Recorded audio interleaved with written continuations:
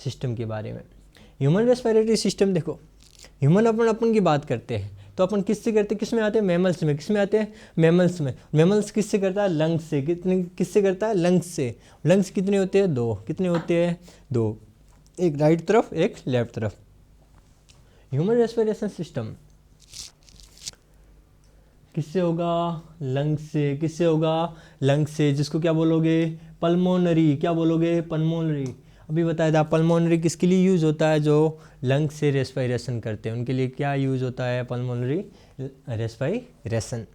अब अगर बात करें तो रेस्पिरेशन अपन कैसे लेते हैं, तो सबसे पहले अपन के पास एक नोज से क्या होता है, 2 नोस्ट्रिल होते हैं। 2 नोस्ट्रिल है, वहाँ से एयर जाता है, वहाँ से एयर जाता है। एयर में ऐसा तो है नहीं कि सिर्फ ऑक्सीजन होगी, एयर में वातावरण में जितनी सारी इन्वायरमेंट में गैसें है वो जाती है।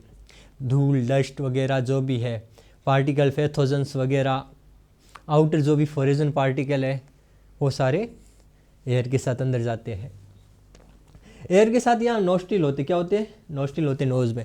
वहाँ से एयर आगे जाएगी नेजल चैम्बर में। इसको क्या बोलोगे, नेजल चैम्बर। इसको क्या बोलोगे, नेजल चैम्बर। क्या बोलोगे, नेजल चैम्बर। इसमें क्या क्या होगा, इसमें हेयर होगा। क्या होगा, हेयर होगा, म्यूकोसा होगा। क्या होगा, हेयर, म्यूकोसा और सीबेशियस ग्लैंड होगी। क्या होगी, सीबेशियस ग्लैंड होगी। क्या क्या होगी, हेयर, म्यूकोसा वगैरह होंगी। तो ये क्या करेंगे, ये जो भी फॉरेनर पार्टिकल आ रहा उसको क्या करेंगे, रोकेंगे। सबसे पहले कौन आएगा, हेयर आएगा। हेयर उसको जब रोकेंगे, अगर मान लो हेयर से भी नहीं रुकता है, क्या होता है, जब वो हेयर से भी नहीं रुकता है तो क्या करेगा, म्यूकस जो क्या होगा, स्लाइटली चिपचिपा होता है। कैसा होता है, स्लाइटली चिपचिपा पदार्थ होता है। वो क्या करेगा, पार्टिकल्स को चिपका देगा। ठीक है, वो चिपकाने के बाद क्या करेगा, जब वो पार्टिकल्स अंदर नहीं जाएंगे तो कोई भी रेस्पिरेशन के लिए कोई दिक्कत नहीं होगी। तो ये एक मैकेनिज्म है, ये एक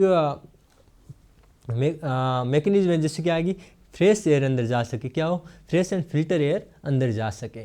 उसके लिए मैकेनिज्म क्या होता है, सबसे पहले क्या आता है, नेजल चैम्बर। अब नेजल चैम्बर के बाद क्या होता है, नेजोफेरिंग्स। क्या होता है, नेजोफेरिंग्स। जब नेजोफेरिंग्स शुरू होती है उससे पहले आ जाता है इनर नेयर, इंटरनल नेयर आ जाता है। ठीक है, यहाँ से क्या शुरू होगा, नेजोफेरिंग्स, फेरिंग्स, नेजो, ओरो और लैरिंगोफेरिंग्स। 3 फेरिंग्स जो जिसे ग्रिसनी कहते हैं।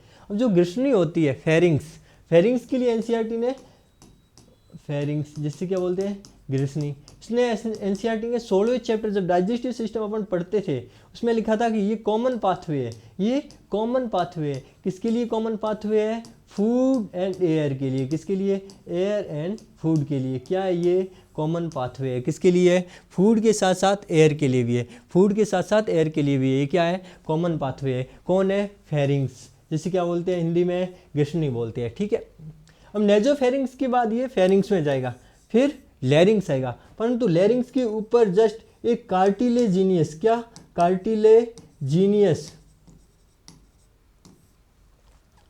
ग्लोटिस होता है। क्या होता है, ग्लोटिस होता है। और ग्लोटिस के ऊपर एक फ्लैप सा होता है। फ्लैप का मतलब क्या होता है, छल्ला, जिसे क्या बोलते हैं, एपिग्लोटिस। क्या बोलते हैं, एपिग्लोटिस। इसके ऊपर होगा, जस्ट ग्लोटिस के ऊपर। नीचे क्या होगा, साउंड बॉक्स। क्या होगा, साउंड बॉक्स। क्या होगा, साउंड बॉक्स, जिसे क्या बोलते हैं, लैरिंग्स। जिसे क्या बोलते हैं, लैरिंग्स बोलते हैं। बस इतना याद करना है। इसके बाद आप एमबीबीएस में पढ़ोगे, लैरिंग्स से खुद 10 नंबर का क्वेश्चन आता है, शॉर्ट नोट्स में आता है, या 15 नंबर का आता है, 20 नंबर का आता है। तो अभी आपको क्या याद रखना है, जो ध्वनि पैदा करता है उसको लैरिंग्स कहते हैं, इसे ध्वनि पेटिका या साउंड बॉक्स कहते हैं। उसके ऊपर ग्लोटिस होता है, उसको कवर करके रखता है एपिग्लोटिस। कौन कवर करके रखता है, एपिग्लोटिस। किसको रखता है, ग्लोटिस को। अब एपिग्लोटिस और ग्लोटिस दोनों क्या होते हैं, कार्टिलेजिनिस होते हैं, उपास्थल होते हैं। कैसे होते हैं, हिंदी वालों उपास्थल, और इंग्लिश वालों क्या होते हैं, ये कार्टिलेजिनियस होते हैं। फिर नीचे स्टार्ट हो जाती है ट्रेकिया। क्या स्टार्ट हो जाती है, ट्रेकिया। उसके ऊपर क्या होता है, ये जो सी शेप जैसी चीज़ें होती, क्या होती है, सी शेप। इसको क्या बोलते हैं, इनकम्प्लीट कार्टिलेजिनियस रिंग। मतलब इनकम्प्लीट है, ये पूरा कंप्लीट नहीं है। ये मान लो ट्रेकिया, ये क्या है, ट्रेकिया है। इसकी क्या है, डोर्सल साइड नहीं है, वेंट्रल है। अपना क्या होता है, डोर्सल में क्या है, वर्टिब्रेट कॉलम, वेंट्रल में क्या है, स्टर्नम। तो ये वेंट्रल साइड तो होगा, डोर्सल साइड नहीं होगा। मतलब वेंट्रल साइड तो है, डोर्सल साइड नहीं है। तो ये कैसा दिखेगा, वेंट्रल साइड तो है, ये वेंट्रल है, ये डोर्सल है, डोर्सल साइड नहीं है, तो ये सी जैसा दिखेगा। देखो इसको उल्टा करोगे तो ये सी बन जाएगा, नहीं जाएगा, सीधा करोगे इसको सही पोजीशन में लाओगे तो ये क्या होगा, सी शेप। कैसी होगी, सी शेप। ठीक है। उसके बाद ये क्या है, ट्रेकिया। ट्रेकिया T5 किसके ऊपर, T5 थोरेक्सिक फिफ्थ होती है, वहाँ से राइट और लेफ्ट लंग्स में डिवाइड हो जाती है। किस में हो जाती है, राइट और लेफ्ट लंग्स में। कौन से लेवल पे, T5 पे। कौन होती है, ट्रेकिया। कौन होती है, ट्रेकिया। कहाँ, T5 पे। किस में, राइट और लेफ्ट में। किस में, राइट और लेफ्ट में। उसके ऊपर क्या होता है, कार्टिलेजियस रिंग होती है। कंप्लीट होती है, इनकम्प्लीट। सर अभी तो बताया वो इनकम्प्लीट होती है। क्या होती है, इनकम्प्लीट होती है। क्यों होती है, क्योंकि डोर्सल साइड में वो कंप्लीट नहीं होती। इनका काम क्या है, का काम है उसको एकदम मेंटेन व्यास रखना। क्या, उसका डायामीटर मेंटेन रखना। तो ट्रेकिया का व्यास बात करें, ट्रेकिया का डायामीटर बात करें तो ट्रेकिया का जो डायामीटर होता है वो होता है 2.5 सेंटीमीटर। कितना होता है, 2.5 सेंटीमीटर। किसका, ट्रेकिया का। ट्रेकिया की लेंथ की बात करें तो होती है 12 सेंटीमीटर। कितना होती है, 12 सेंटीमीटर। 12 सेंटीमीटर किसकी लेंथ होती है, लेंथ में तो 12 सेंटीमीटर है। लेंथ अगर ट्रेकिया की बात करें तो 12 सेंटीमीटर है, और डायामीटर की बात करें दोस्तों तो कितना होता है, 2.5 सेंटीमीटर। समझ में आया। अब ये T5 पे क्या होगा, राइट और लेफ्ट में बढ़ जाएगी। राइट और लेफ्ट में मतलब यहाँ से शुरू हुआ। सबसे पहले क्या हुआ, एक्सटर्नल नोस्ट्रिल आई, उसके बाद क्या हुआ, नेजल चैम्बर आया। वहाँ पे क्या हुआ, एयर को फिल्टर किया गया, एयर को फिल्टर कर दिया। उसके बाद नेजोफेरिंग्स आया। उसके बाद क्या आया, एपिग्लोटिस। फिर क्या आया, ग्लोटिस। फिर क्या आया, लैरिंग्स। फेरिंग्स तो ऊपर आ जाता है। लैरिंग्स के बाद क्या आ जाएगी, ट्रेकिया। क्या आ गई, ट्रेकिया। ट्रेकिया के ऊपर क्या है, ट्रेकिया के ऊपर क्या है, इनकम्प्लीट कार्टिलेजिनियस रिंग है। किस, उनकी आकृति, उनका शेप कैसा है, सी शेप जैसा है। अब बच्चों बताओ सी शेप जैसा क्यों है, क्योंकि सर अभी तो आपने बताया, अरे सर अभी तो आपने बताया, क्या बताया, कि वो डोर्सल साइड से इनकम्प्लीट होती है। अरे बच्चे क्या, डोर्सल साइड से इनकम्प्लीट होती है, ठीक है अभी बताया मैंने दोस्तों। उसके बाद क्या होगा, ये T5 लेवल पे, T5 लेवल पे राइट और लेफ्ट लंग्स में जाके डिवाइड हो जाएगी। कौन सी, थोरेक्सिक। कौन सी, थोरेक्सिक। थोरेक्सिक 5वें नंबर वाली। कौन सी, वर्टिब्री पे। ठीक है।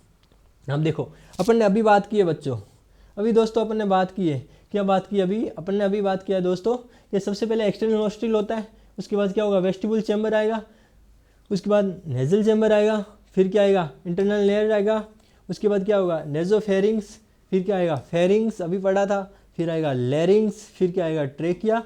अब जो ट्रेकिया है, ट्रेकिया तक तो अपन ने पढ़ लिया है कि T5 पे राइट और लेफ्ट में जाके डिवाइड हो जाएगी। ट्रेकिया के बाद क्या आ जाएगा, प्राइमरी ब्रोंकस। क्या आ जाएगा, प्राइमरी ब्रोंकस। उसके बाद क्या आएगा, सेकेंडरी ब्रोंकस। उसके बाद क्या आएगा, tertiary bronchus. Primary, secondary, tertiary. उसके बाद क्या आएगा, टोटल पल्मोनरी ब्रोंक्यूल्स। अब यहाँ से ब्रोंक्यूल्स स्टार्ट हो जाएंगे।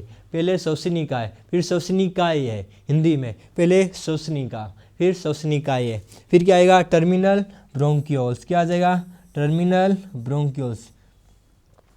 अब जो प्राइमरी ब्रोंकस यहाँ से स्टार्ट हो रहा है, किससे, प्राइमरी ब्रोंकस से स्टार्ट हो रहा है। प्राइमरी ब्रोंकस से स्टार्ट हो रहा है और कहाँ तक जा रहा है, टोटल पल्मोनरी ब्रोंकस तक। इसको बोलेंगे ब्रेकियल ट्री। क्या बोलेंगे, ब्रोंकियल ट्री। अरे ब्रोंकिया, ब्रोंकिया नाम आ रहा है ना, तो एक को ब्रोंकस बोलते हैं, एक ब्रोंकियल्स बोलते हैं, इसलिए इनको क्या बोला जाता है, ब्रोंकियल्स ट्री।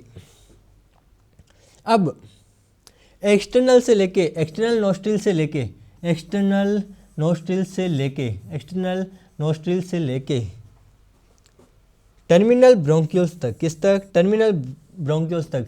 ये वाला पार्ट कहलाता है कंडक्टिंग जोन। क्या कहलाता है, कंडक्टिंग जोन। अरे दोस्तों क्या कहलाता है, कंडक्टिंग जोन। कहाँ से लेके, एक्सटर्नल नोस्ट्रिल से लेके कहाँ तक, टर्मिनल ब्रोंक्यूल्स तक। इसको क्या बोलते हैं, कंडक्टिंग जोन। अब कंडक्टिंग जोन का कार्य क्या है, और फंक्शन क्या है कंडक्टिंग जोन का। इनका फंक्शन है कि जो भी एयर आ रही है सबसे पहले इसको फिल्टर करना। बाद में अगर एयर का टेम्परेचर ज़्यादा है, अगर एयर का टेम्परेचर ज़्यादा है, एयर का तापमान ज़्यादा है, टेम्परेचर ज़्यादा है, तो उसको कम करना कौन करेगा, कंडक्टिंग जोन करेगा। कौन करेगा, कंडक्टिंग जोन। अब कंडक्टिंग जोन है वो कहाँ तक आ जाता है, टर्मिनल ब्रोंक्यूल्स तक। कहाँ तक आता है, टर्मिनल ब्रोंक्यूल्स तक। कौन आएगा, कंडक्टिंग जोन। स्टार्ट कहाँ से होता है, एक्सटर्नल नोस्ट्रिल से। इसका काम क्या है, फिल्टर करना। एयर को फिल्टर करने के साथ साथ क्या होगा, टेम्परेचर, क्या, टेम्परेचर को शरीर के टेम्परेचर तक लाना, बॉडी टेम्परेचर तक लेके आना। ठीक है, कौन काम करेगा, कंडक्टिंग जोन। उसके बाद क्या आ जाएगा, जो टर्मिनल ब्रोंक्यूल्स थी वो आगे जाके रेस्पिरेटरी ब्रोंक्यूल्स में कन्वर्ट हो जाएगी। किस में हो जाएगी, रेस्पिरेटरी ब्रोंक्यूल्स में। अब ये रेस्पिरेटरी ब्रोंक्यूल्स आगे जाके एल्यूलर डक्ट में हो जाएगी। किस में होगा, कुपिकीय नलिका एल्यूलर डक्ट में हो जाएगी। आगे जाके ये एल्यूलर सेक में खुल जाएगी। किस में खुल जाएगी, एल्यूलर सेक में। किस में, कुपिकीय कोष में। अब बताओ बच्चों, रेस्पिरेटरी और एल्यूलर डक्ट और एल्यूलर सेक, यहाँ पे हकीकत में गैसों का एक्सचेंज होता है या क्या होता है, रियल में गैसों का एक्सचेंज होता है, इसलिए इसको बोला जाता है एक्सचेंज जोन। क्या बोला जाता है, एक्सचेंज जोन। तो अपन ने कितने जोन पढ़े, अरे कितने जोन पढ़े, फिल्मों वाले जोन नहीं, इधर कितने पढ़े, 2 पढ़े। पहला कौन सा पढ़ा, कंडक्टिव जोन। कौन सा, कंडक्टिव जोन। अभी पढ़ा था कि नहीं पढ़ा था, कंडक्टिव जोन। अरे पढ़ा कि नहीं पढ़ा, कंडक्टिव जोन क्या करता है, ये करता है, क्या करता है, फिल्टर करता है। किसको करता है, फिल्टर करता है। किसको करता है, एयर को। किसको करता है, एयर को। साथ में क्या करता है, एयर का टेम्परेचर बॉडी टेम्परेचर तक लेके आता है। उसके बाद क्या पढ़ा था, एक्सचेंज जोन। क्या पढ़ा, एक्सचेंज जोन। अब एक्सचेंज जोन में क्या होता है, यहाँ पे हकीकत में गैसों का क्या होगा, एक्सचेंज होगा। किसका होगा, गैसों का। इसमें क्या क्या आता है, रेस्पिरेटरी ब्रोंक्यूल्स आते हैं, उसके बाद एल्यूलर डक्ट आएगा और एल्यूलर सेक आएगा। इसको रेस्पिरेटरी ट्री भी कहा जाता है। जैसे उधर ब्रोंकियो ट्री था, ब्रोंकस ट्री था, वैसे इधर रेस्पिरेटरी ट्री हो जाता है। ठीक है, अभी अपन ने इतना पढ़ लिया। क्या पढ़ा, सबसे पहले रेस्पिरेशन की डेफिनेशंस, उसके बाद कौन कौन से फाइलम में कौन कौन से रेस्पिरेटरी सिस्टम है और कौन से मैकेनिज्म्स करता है। उसके बाद अपन ने स्टार्ट किया था ह्यूमन रेस्पिरेटरी सिस्टम, वो किया है। अब उसके बाद अपन कर लिया, उसके बाद अपन शुरू करेंगे आगे वाले नेक्स्ट वीडियो में लंग्स के बारे में, क्योंकि यहाँ तक तो अपन पहुँच लिया, एल्यूलर सेक तक जो भी सारा पाथवे था वो तो अपन ने पढ़ लिया। अब अपन किसके बारे में पढ़ेंगे, लंग्स के बारे में।